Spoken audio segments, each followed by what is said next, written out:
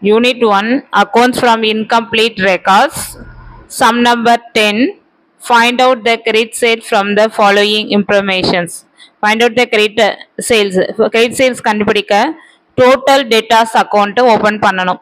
இந்த total debtors account ஓட format வந்து page number 15ல இருக்கு. அதை ரெஃபர் பண்ணினீங்கன்னா ஈஸியாக இருக்கும். அதை மக்கப் பண்ணிக்கோங்க. எது பேலன்ஸ் ப்ராடவுன் வந்து எப்போதும் 2 சைடு வரும். பேலன்ஸு கேரி டவுனு பை சைடில் வரும். எது நம்ம மிஸ்ஸிங் ஃபிகர் கண்டுபிடிக்கிறோம் அப்படின்றத நம்ம சம்மை பார்த்து கண்டுபிடிச்சிக்கலாம். நீங்கள் அந்த ஃபார்மெட்டை மக்கப் பண்ணிக்கோங்க. இப்போ 10th சம் பார்ப்போம். The debtors 1st April 2018. 1st April 2018ன்றது பேலன்ஸ் ப்ராடவுன் ஓப்பனிங் அர்த்தம். இதே 2 சைடில் நம்ம எழுதணும். 2ன்னு டெட்டா சைடில் நம்ம எழுதணும். Next cash received from debtors. Cash received from debtors credit சைடில் எழுதணும். இது பை சைடில் எழுதணும். டிஸ்கவுண்ட் அலவுடு பையில் எழுதணும்.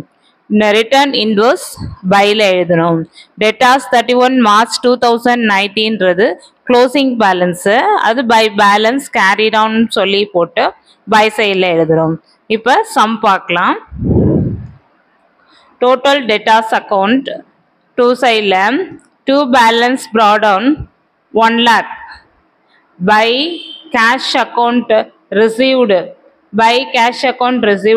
2,30,000 by discount allowed 5,000 by return invoice 25,000 by balance carried down 1,20,000.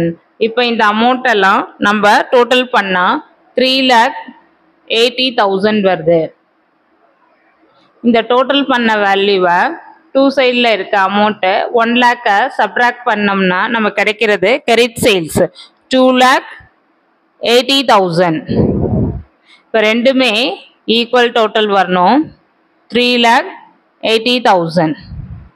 இப்போ நம்ம கண்டுபிடிச்ச answer credit sales. Sales account போட்டு கிரெடிட் சேல்ஸ். இதான் பேலன்சிங் ஃபிகர்னு அர்த்தம். இந்த சம் இதோட முடியுது. தேங்க்யூ.